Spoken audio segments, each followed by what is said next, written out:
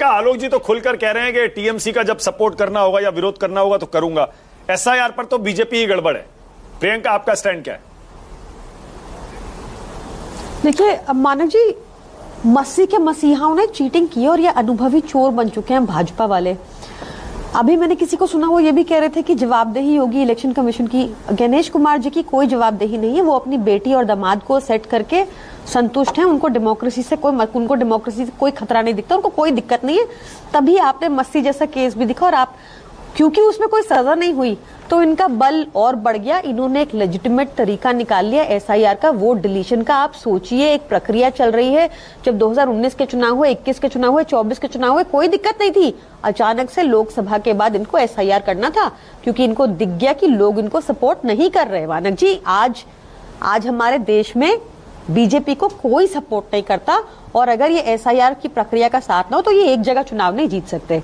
अब इन्होंने एसआईआर की प्रक्रिया लेजिटिमेट तरीके से शुरू करने से, ये इलेजिटिमेट तरीके को लेजिटिमाइज करने से पहले इन्होंने दिल्ली में ये प्रयोग किया था, जहां फॉर एग्जांपल अरविंद केजरीवाल की खुद की कॉन्स्टिट्यूएंसी में लोकसभा से लेकर अब तक 42,000 वोट काट दिए।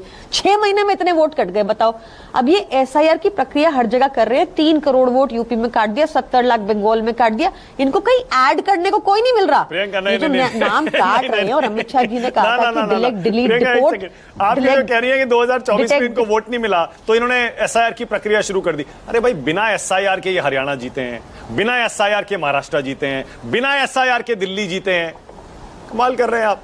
बिहार तो एसआईआर के बाद जीते हैं, बिना एसआईआर के नहीं। तब इन्होंने क्या किया, हमने बहुत पहले, एसआईआर से पहले ही अरविंद केजरीवाल ने भी पकड़ लिया था इनका तरीका कि ये कैसे फॉर्म 7 थोक के भाव।